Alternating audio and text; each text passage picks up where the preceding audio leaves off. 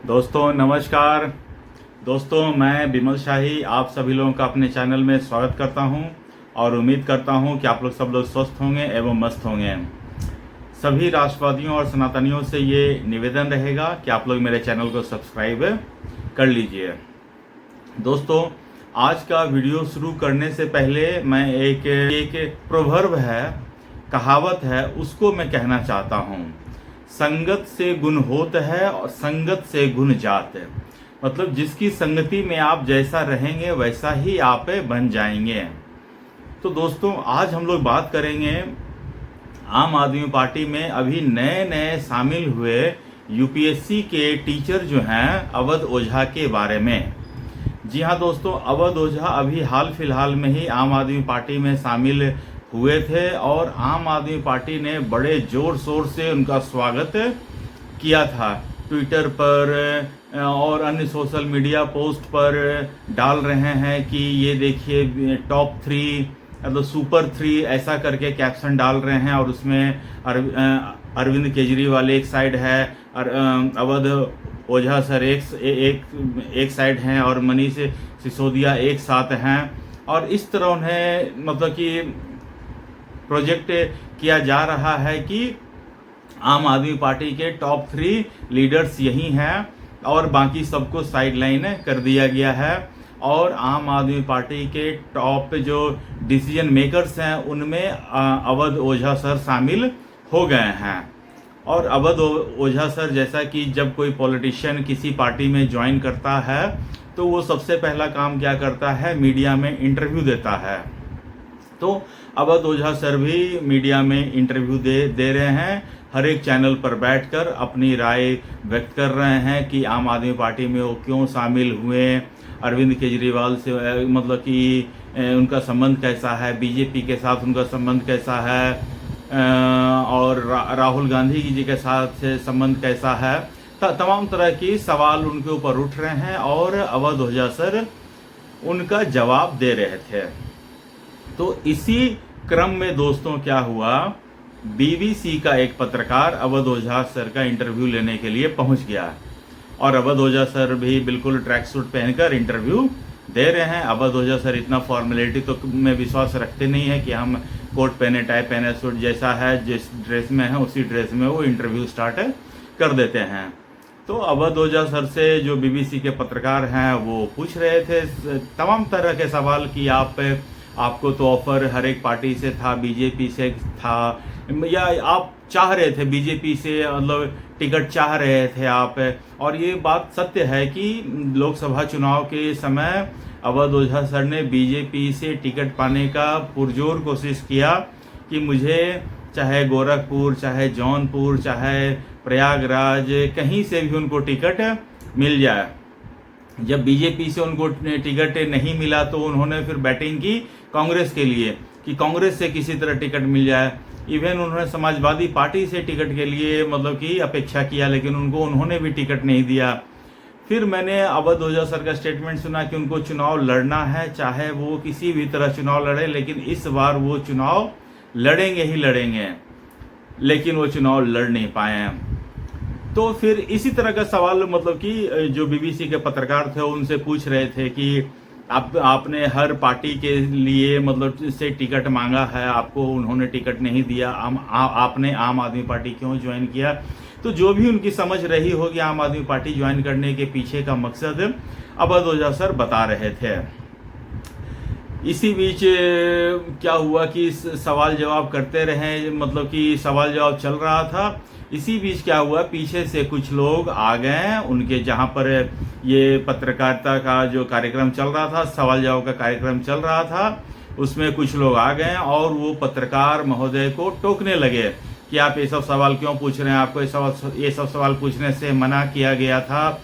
तो वो पत्रकार महोदय भी बिल्कुल बेचारे की तरह पूछने लगा, मतलब करने लगा कि हमसे पूछिए, हमने ऐसा कोई सवाल पूछा ही नहीं जो पूछने लायक नहीं था। और बेचारे जो अवध ओझा सर थे वो भी कंफ्यूजन में हैं कि ये कैसा मतलब कि ये कैसा पार्टी मैंने ज्वाइन कर लिया जहां पत्रकारों का सवाल का जवाब भी ठीक से देने नहीं लोग दे रहे हैं। और मतलब कि जिस जिस बेबाक अंदाज के लिए अवध ओझा जाने जाते हैं, वो कहते हैं ना, जो शेरनी का दूध पिया रहेगा वो दहाड़ेगा ही। लेकिन कल जो पत्रकार वार्ता में जब आम आदमी पार्टी के, मैं तो कहूँगा उसे गुंडे ही कहूँगा, जो आकर इंटरव्यू रोकने का कोशिश किए थे, उनके सामने अवध ओझा बिल्कुल ही मेमना बन गए थे। बताइए, शेरनी का दूध पीने वाला, मतलब कि जो ज्ञान देता था कि शेरनी का दूध पीना होगा वही दहाड़ेगा, तो मैं ये अज्यूम कर रहा हूँ कि अवध ओझा सर ने शेरनी का दूध पिया है और इसीलिए वो अपनी मर्जी से दहाड़ते हैं और भरपूर जोरदार तरीके से दहाड़ते हैं। लेकिन कल मैंने उनकी जो हालत देखी, मेमने की तरह देखी कि नहीं नहीं, ऐसा रहने दीजिए। अगर अवध ओझा में थोड़ा सा भी गट्स होता, थोड़ा सा भी उन्होंने एक पाव भी शेरनी का दूध पिया होता, तो जो आदमी बीच इंटरव्यू में रोकने के लिए आया था उसे वो लात मार के भगाते हैं। लेकिन अवध ओझा भी बिल्कुल, उसको कहते हैं, डिप्लोमेटिक तरीके से डील कर रहे हैं कि नहीं, पार्टी भी नहीं बचना चाहिए और मेरा काम भी हो जाना चाहिए। तो मैं यही कहना चाह रहा हूं कि ये जो इंटरव्यू को मैनेज करने का काम केजरीवाल का होता है।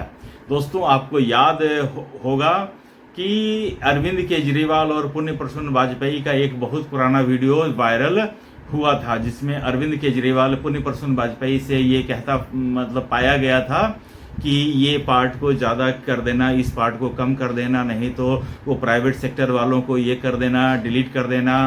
तो पुण्य प्रसून वाजपेयी कहेंगे जी जी बिल्कुल ऐसा ही करेंगे, ये तो क्रांतिकारी है, बहुत क्रांतिकारी है। उसके ऊपर, मतलब केजरीवाल के ऊपर बहुत ही, उसके ऊपर उसके बाद मीम्स वगैरह भी बने थे, बहुत क्रांतिकारी। तो केजरीवाल का ये बहुत पुराना आदत रहा है, वो इंटरव्यू को मैनेज करना जानता है और यही चीज़ वो कल अवध ओझा जी के साथ करने का कोशिश किया। उन्होंने पत्रकार को पहले से ही समझा दिया था कि कौन कौन सा सवाल आपको पूछना है, ज़्यादा अनकंफर्टेबल सवाल आपको नहीं पूछना है।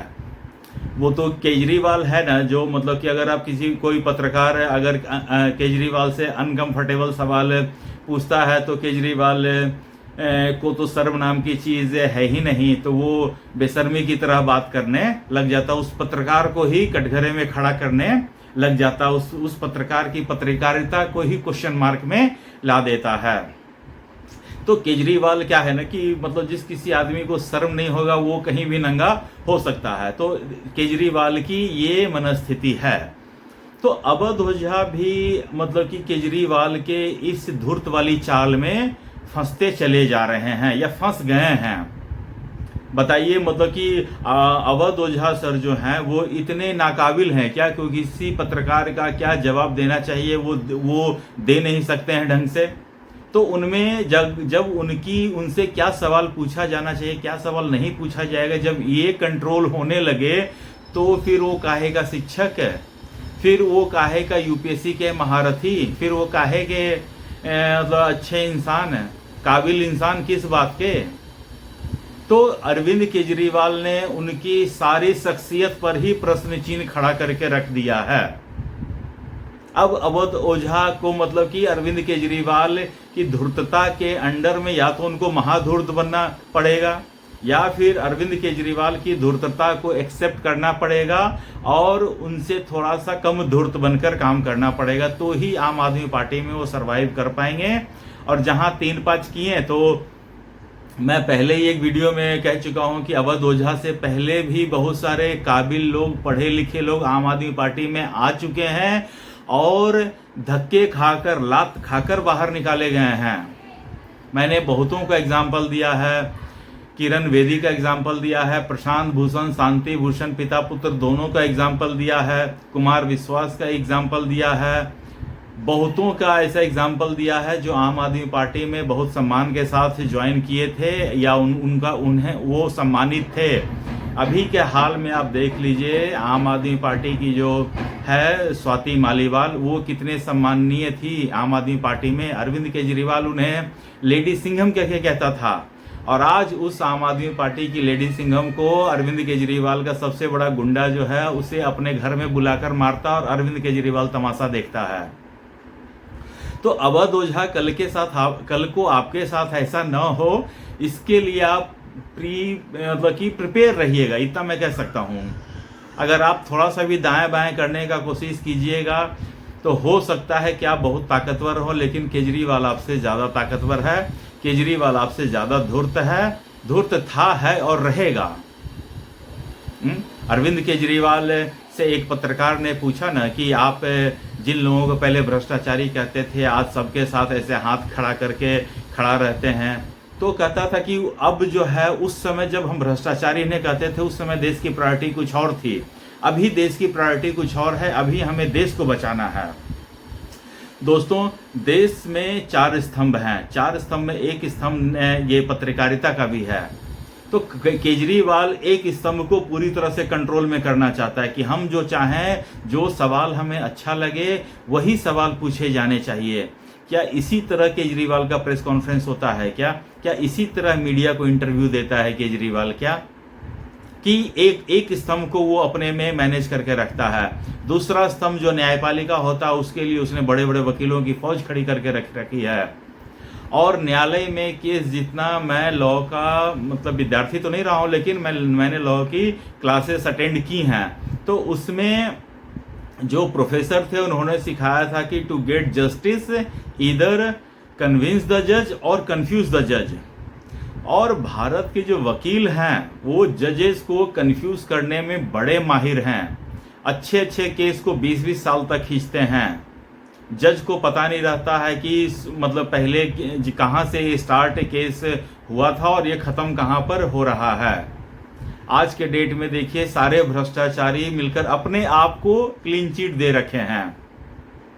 सोचिए, मतलब कि एक इंटरव्यू देख रहा था मैं, बिहार के जो हैं लालू प्रसाद यादव की जो बेटे हैं तेज प्रताप यादव, उनका इंटरव्यू था। उनसे पूछा गया कि देश में सबसे ईमानदार नेता कौन है, तो उन्होंने कहा मेरे पिताजी। दोस्तों, देश में मतलब कि लालू प्रसाद यादव देश के पहले सजा याफ्ता नेता हैं जिनको मतलब कि कोर्ट ने सजा दी है, और जो एक देश का जो कानून है जिसमें कोई भी नेता मतलब कि जिनको सजा हुआ है वो चुनाव लड़ नहीं सकता है, तो लालू प्रसाद यादव के ऊपर ये आजीवन पाबंदी लग चुकी है। लालू प्रसाद यादव जीवन में कभी चुनाव लड़ ही नहीं सकता है। तो उनके बेटे अब आकर खुद को कह रहे हैं कि देश के सबसे ईमानदार नेता लालू प्रसाद यादव हैं। केजरीवाल खुद को सबसे ईमानदार तो कहता ही है, अपने आप को कट्टर ईमानदार कहता है। अपने जितने भी भ्रष्ट नेता है सबको भारत रत्न देने की बात करता है। मुझे तो लगता है कि अगर कल को इनकी सरकार आ जाए तो करप्शन में भी एक भारत रत्न का ये लोग कैटेगरी स्टार्ट कर सकते हैं, जहां पे जो जितना भ्रष्ट रहेगा उसे उतना ईमानदार महिमा मंडित करके उसे एक भारत रत्न दे देने की बात करेगा। और इसमें सबसे पहला नंबर मुझे लगता है भ्रष्टाचार के सिरमौर मनीष सिसोदिया हैं, जो अपने आप को शिक्षा मंत्री कहते थे, लेकिन शिक्षा के क्षेत्र में क्या काम किया नहीं किया वो एक डिबेट का विषय है। लेकिन शराब कांड में इन्होंने भरपूर काम कर दिया है, और कितने कोई पत्रकार जो है उसका एक सवाल का जवाब नहीं कर पाता है कि जब आपने इतना अच्छे शराब पॉलिसी बनाई जिससे दारू एक पे एक फ्री हो गई, तो आपने वापस क्यों ले लिया मेरे भाई? केजरीवाल से एक ही तो सवाल पूछना है, केजरीवाल नंगा होके बैठ जाएगा वहीं पर। तो दोस्तों, मतलब कि देश के संविधान को, देश को खतरा ऐसे लोगों से है, ये देश के लोगों को समझना पड़ेगा कि सिर्फ संविधान की कॉपी दिखा देने से ये नहीं हो जाएगा कि आप संविधान के संरक्षक हैं। आपको ऐसे लोगों से भी मतलब कि सावधान रहना पड़ेगा जो पर्दे के पीछे कुछ और होते हैं, पर्दे के बाहर कुछ और होते हैं। एंड अरविंद केजरीवाल सबसे जेन्युइन एग्जाम्पल है कि इससे जैसा भ्रष्ट, इसके जैसा धूर्त, इसके जैसा 420, इसके जैसा मक्कार, इसके जैसा कामचोर नेता न भारत में भूतो न भविष्य तो होगा। और अभी जितने भी अपोजिशन के नेता हैं, चाहे वो केजरीवाल हो, चाहे वो अखिलेश यादव हो, चाहे वो राहुल गांधी हो, सबकी मतलब मिला जुला के मोटा मोटी मनस्थिति यही है।